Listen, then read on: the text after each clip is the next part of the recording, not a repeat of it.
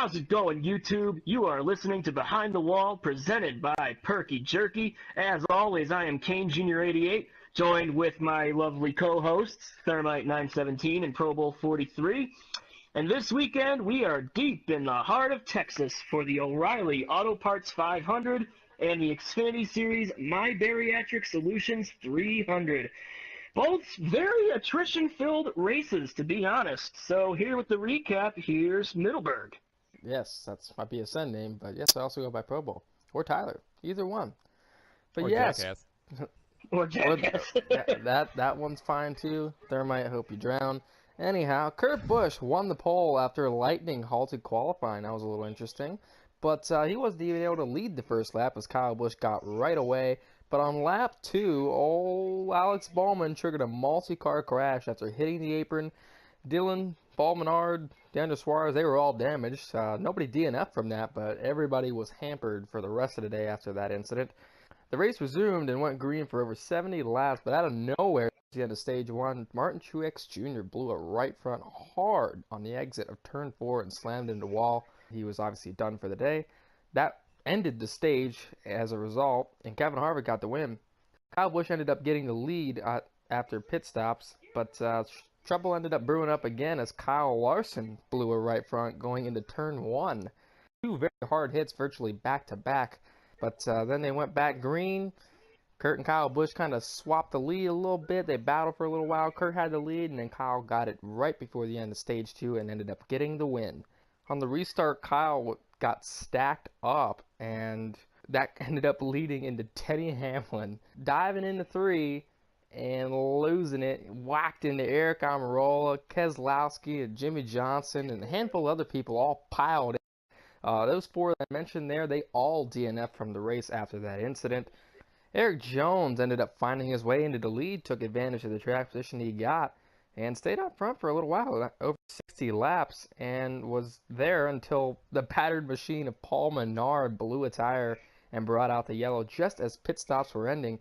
Now, Kevin Harvick, he would actually gotten a lap down due to the numerous issues he had during the day, but he stayed out just long enough to catch that caution and ended up getting back on the lead lap as a result. So they get back going, and Kyle Busch ended up getting the lead from Eric Jones, but another yellow happened not long after that. There was a cute little incident between Trevor Bayne and Casey Kane. They spun off of 4. 2 idiots running in the back. At lap 256 and would stay green all throughout another set of green flag pit stops. A handful of guys stayed out to try to stretch their fuel and hope for a yellow, including Ricky Stenhouse and even Bubba Wallace Jr. But Ryan Newman, he radioed in, said, "I gotta come for tires," and then blew his tire just as he was heading to turn 1. Got a huge incident right there again, and that was the final yellow of the race. Most of the field were actually trapped a lap down because of that incident, and they had to take the wave around, well, except for Chase Elliott because Alan Gustin had his head directly up his own ass. But Kyle Busch and Kevin Harvick just resumed, and that was how it stayed for the remainder of the race. The final 23 laps, and Kyle Busch came home as the winner after leading a race-high 116 laps. He was followed by Kevin Harvick in 2nd, Jamie McMurray in 3rd, Eric Jones in 4th, and Ryan Blaney in 5th. The rest of the top 10 as follows: Joey Logano, Kurt Busch, Darrell Wallace Jr., Clint Boyer, and William Byron, rounding out the top 10. So that leads the race ratings. Nick, we haven't heard your voice. We did a little bit, but I was just trying to zone you out because you're stupid. But give us your race rating. Oh man, you're a great person. Thank Not you. sarcastic at all. I will give it a 7. It was a repave, so I'm kind of impressed that actually a lot of things happened. Yeah, there was still the choo-choo train at times. It was hard to pass. Clean air was still king, but all the attrition, which DW doesn't know how to spell, that really balanced it out quite a bit. It was nice to see guys struggling, getting loose. I mean, just a lot of mistakes out there. And Xfinity was a lot of the same in the first half of the race, at least. It sucks that Kyle Busch won. That probably would have boosted my rating if he didn't. But, you know, for a repave, for Texas, for a mile and a half, it's okay. I'll give it a 7. Kane. I'm going to give it a 6. And Like you said, it was just so hard to pass because it's Texas. It's, they got the tire dragging running along the bottom, but surprisingly they ran it at the top too, which I was like, what? Wait, what? That doesn't sound right at all. But apparently it didn't really matter because they didn't even run at the top all race long. They just stuck to the bottom. And plus, it didn't even help either that, that fuck stick in the 18 ended up winning, so that drives the rating down a little bit. But overall, it was a very solid, very attrition-filled race, and that's what's keeping me from giving it a lower rating because you had no idea who was going to win the race until, Kyle took the lead for good and held on for the rest of the race. So it was definitely a mystery, but either way, a pretty solid race and 6.5. Excuse me, a 6 from me. Tyler? All right, thank you, Kane. 6 out of 10 for me. I could say everything you guys just said, but I won't because I feel the exact same way. No point to repeat it. After the race, I had this thought pop into my head where I was thinking of the Indy race from last year, and that's where I draw a similarity to this one because Indy was not a very good race as far as racing and racing action on the racetrack, but it was because of the attrition and just a shuffling of track position at times that made that race exciting as well as a surprising winner. You saw a little bit of that in this race. There wasn't an exciting finish or winner, so, that's what kind of drops it back. I remember giving that race, I believe, a 7.5, so giving this one a 6 feels appropriate. That's it. Okay. And as always, we have a few awards for the Texas weekend. The first one is that classic boner of the week. I believe Tyler has a boner. What is it? Yes, I do have a raging one, Nick. And the boner goes to Alex Bowman. Oh my lord. On lap 2, he hit that apron and it caused a wreck. Several cars were damaged, and they all had to putt around for the rest of the day because of that shit. Alex Bowman even had to go to the garage. Still not sure why he was allowed to go to the garage and come back out. I guess there was a loophole there. But he ended up finishing 28th, 40 laps off the pace. It was an anniversary, 4 years, since a particular boner from another 88 driver happened at Texas. That was when Dale Jr. whacked the grass. That was pretty bad that day, and that was extremely early as well. So kind of shades of that here going on. He just managed to affect more cars in this incident. But Alex, I'm sure you played NASCAR Heat 2 a little bit. You should learn from that, which is an incredibly realistic racing game, that hitting the apron makes your car go spinny. Don't do that. Bad boy. Next award. Next award. Once again, we have a day from hell. And that goes to Denny Hamlin. Yes. Bitch. Suck it, Denny. Bitch! Oh, he had multiple penalties. I mean, he is the king of speeding penalties. I don't know what is wrong with him. I guess he needs some Adderall. But he also set off that second big wreck of the day where Eric Almirola was trying not to run over Kyle Busch, and Denny dove it in there and got loose and spun Almirola or collected a couple other cars, including Jimmy Johnson. And that just put a stamp on his terrible day. I think he was happy to go to the garage at that point, even though he kind of got back in the top 10. But I'm sure if he kept going, he would have had another penalty. So he DNF'd and finished 34th. That's good stuff. Yeah! Fucking hooah! Oh, and we have another classic award. Kane, what is it? It is the Straight Jacket Award! And it goes to Fox Sports 1 for their shitty-ass camera angles. They didn't catch any of Chad Fincham's huge impact with the wall during the Xfinity race. I mean, what the hell? It was a hard wreck, and how did you fucking miss it? Fox, you must be freaking crazy to miss something like that, because you're too busy focusing on Samantha Bush! Yeah, that's right, I said it! Yeah, there's no denying that you keep wanting to focus on her. Why don't you take the focus away from her and focus on some of the other wives for a change, why don't you? Oh, man. But you're not getting the only straitjacket this evening. Tyler? Yes. I know. Oh, man. 2 totally different races, but yes, you are very right. The second Straight Jacket Award goes to NASCAR and their inconsistent bullshit. During the Cup race, Ryan Blaney got an uncontrolled tire violation during a set of green flag pit stops. Now, this was relatively early in the race, but then, later on, Kevin Harvick, whose pit crew had an absolute day from hell, they could have gotten the award, but, they still finished second. Anyhow, they have a tire violation, but it wasn't called. It was worse. You're seeing it right here.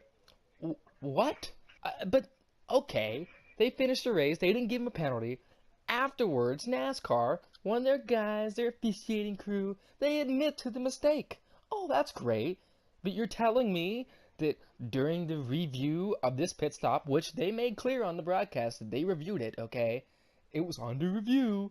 So you're telling me all the people, all the officiators up there, one of them at least couldn't have, had the light bulb go off in their head, oh, wow, maybe this was a little worse than the one we called earlier. I'm thinking this was a penalty. Yep, that's a no-brainer. No! That wasn't the case!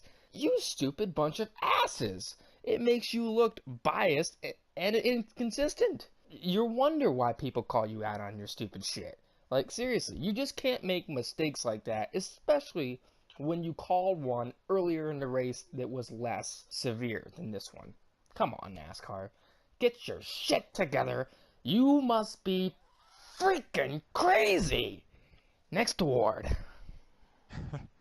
Well, it's time for the cigars. First one goes to Jamie McMurray. He wasn't a McWeapon this time. He finished third! I can't believe that. It was his first top 10 of 2018. He ran up front. It wasn't even a fluke. He just ended up running up front. I don't know what else to say about that one, but good job for Jamie, especially because his teammate Kyle Larson slammed the wall with a cut tire earlier. The next cigar goes to Eric Jones. We mentioned him. He finished fourth! And let's see. Fourth! Thank you, guys. He led 64 laps on top of it. We thought he might be going to his first career Cup win, but on the next restart, he kind of got shuffled back a little bit and couldn't recover. But great job for him. He might be a threat next week at Bristol as well. To round out the cigars, Tyler, take it away. All right, our next cigar goes to Bubba Wallace, who came home with a really solid 8th place finish. They even gave Bubba... Eighth! Thank you, guys. 8th. That is where he finished. Man, Bubba was like, hell yeah, in his interview, man. They gave him one. It was they went from Kevin Harvick, and now let's go down to 8th. Kind of random there, but good for Bubba. He's had a real rough start after Daytona, and just a lot of things haven't gone his way. And he just ran a real clean, consistent race and took advantage of the attrition and the situation he was just presented. I felt real bad for him when he stayed out there and he had restarted third on fresher tires than some people and just basically got run over. It's a testament to how slow that car really is, but he just did a really solid job. He even did a great job earlier in the race of holding Kevin Harvick off for 15 laps, but maybe that's just because you couldn't pass with the shit. Either way, he did a good job. You get a cigar. And the last cigar, real quickly, goes to William Byron. He finished 10th, highest running 100 car. 10th! God damn it! Stop saying shit like this! I'm sorry, I didn't mean to yell. But yes, William Byron, he did finish 10th! Good job, Willie. Same reasons for Bubba. You just kept it clean, and you finished in the top 10, took advantage of the attrition. So your first career top 10, nice job. And that is it for the awards. No crying towel this week, surprisingly. It's a shame. Because Kyle had lost, I'm thinking there would be a crying towel right now, but there isn't. Okay. Stephen Wallace was a little bitch, though, for the ARCA race, but, That is true. I think it was a late model race or something like that. I don't know quite what it was. But yes, Stephen Wallace was a dirty little bitch. If you haven't seen that incident, man, you really missed out. It looks like somebody punched him right in the face, and then he also took somebody by the fucking head and just chucked him. Yeah, I guess WrestleMania came a day early for him. Thank you for that. Oh, Steven, you need some 5-hour energy. Why are we even talking about wait. you? You're not relevant, bitch. Bitch! Moving on. Alright, well, we have actually one best paint scheme of the week. No need for music. Right here it is. It's Austin Dillon's Symbicort car. It's not the greatest looking thing in the world, but, Symbicort just comes out of nowhere and is a main sponsor. Okay, wow. I didn't actually expect a type of paint scheme like that, so that's pretty solid. Nice job, guys. But As always. What do you know? It's 2018. It's just a year of shit paint schemes. So it's the worst paint schemes of the week. We've got 3. Starting to right off in the Xfinity series. Chase Briscoe's Nutrichomps Ford. What in the hell? Poorly colorized. Like orangish weird on the front. And like there's really no orange anywhere else throughout the rest of the car. Sure, it's in the logo. I know what you're trying to do. You know, then you got brown right around the bottom. And then just like a burst of tan. And then the numbers are green. And those might work in a completely different paint scheme. But this, no. Just, what the hell?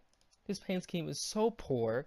One thing I can't stand is text that is out of place. Text. Look at this. Get your real chicken and pork thin chew. What? Are you kidding me? You're telling me you couldn't have put that back on the quarter panel? Like you just ran out of space and you had to throw it down there in the brown? No. No. Oh, man. I gotta... No! No! Don't do this again. Please be the last time. Not to mention, you know, Farmer Dan there on behind the number. He's sitting there patting his puppy. Here, little guy, have a Nutrichomp. Fuck you and your fucking cowboy hat. Next paint scheme. Well, our next paint scheme is Daniel Suarez's Stanley Racing for a Miracle Toyota, or as we like to call it, the Moo Machine, because it looks like a black and yellow cow. This is not the paint scheme that we voted on at the beginning of the season. No, it isn't. That paint scheme is so much better, but this? Okay, I get it. It was designed by some kids as well as Chip Foose who helped them out, but still, I mean, what is this? A poison dart frog? I mean, yeah, it says hashtag Go Froggy on the back, but oh, okay. I mean, I support the Children's Miracle Network hospitals a lot. They're very, very good charity, but gosh, what a horrible paint scheme. I can't wait to see the actual Stanley Toyota hit the track later this season. And I believe we have one more paint scheme. Nick, take it away. Yeah, that goes to Clint Boyer's Mobile 1/Rush split paint scheme. Rush, try to get your ass truck centers. Thank you, Kane. I mean, yeah, it's bad enough this paint scheme was his Mobile 1 car. That's always terrible. But then you split it and put a giant-ass Rush logo on the quarter panel, and then also change that little blue section, and you fade it to black to try to match it and get all cute with it. No! Don't do that! Split paint schemes suck, and we know it, but this one is the worst example yet. This does not look good!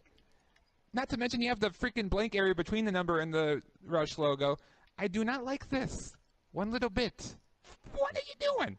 It's so lazily slapped on that quarter panel. It's basically like they just ripped the Mobile 1 off of another car, and they're just like, oh man, we're out of time. Slap!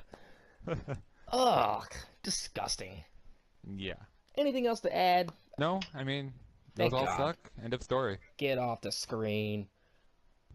Alright, it's time to recap the fantasy results from Texas.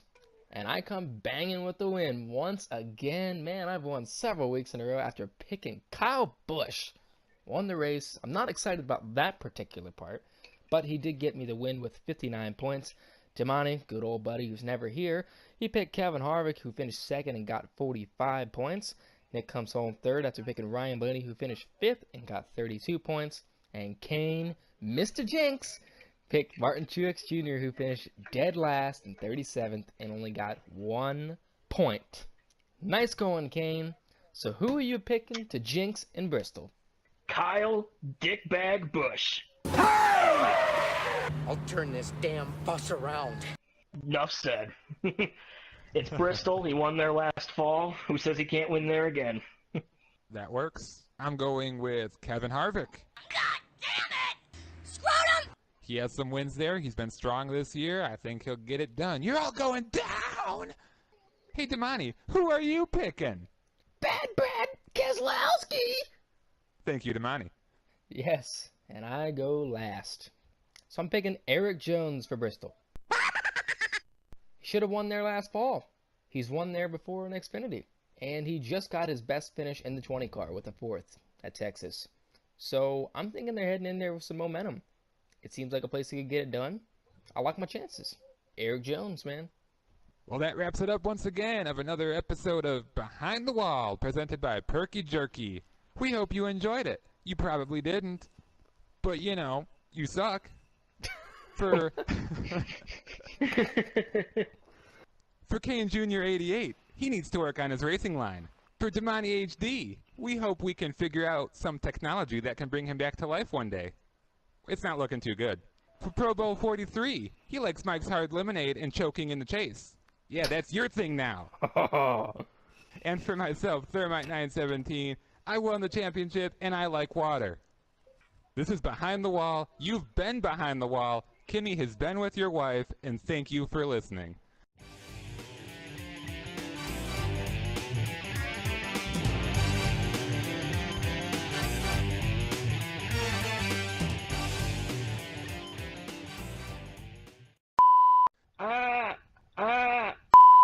Kane about fumbled hard there at the end of his rating.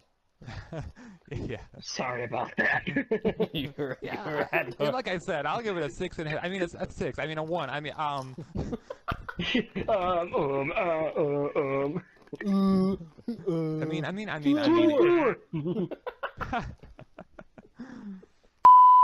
Nick, how about you round out the episode? Yeah. For Kane 88 Dale Jr., he has to work on his braking zones. For Tyler Fritz / Pro Bowl / Berg Middle, he did not win the championship in our little league this season. Thank you. And for myself, Thermite 917, who did win the championship in our league. Finally, again, this has been Behind the Wall. See you later. Hope God. Wow. You fucking botched that. Oh my god. See you later. I hope you forgot Damani, by the way. The what? You forgot You forgot Damani. Damani! Oh yeah. Oh man. Oh man. All right. All right. Hold on. I'm just gonna do that thing.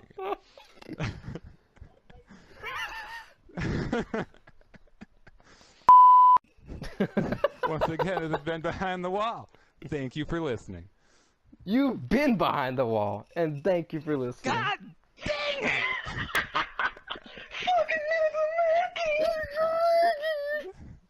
You've been God. You haven't been anywhere.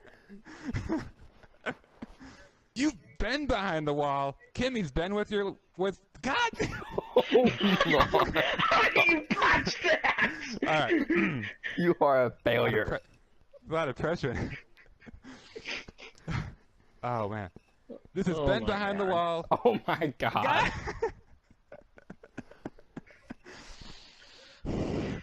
All right. All right. Hold on. I really got to recompose myself because I can't get it back. No shit, you do. Holy shit. Oh. I still hear a TV. Sorry. Holy shit. Wow. I apologize. I don't know what the hell. I don't know what the hell you were doing there. Were you drunk, Nick?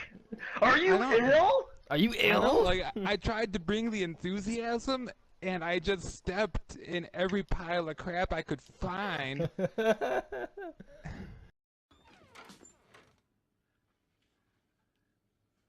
Oh my god. He shit everywhere.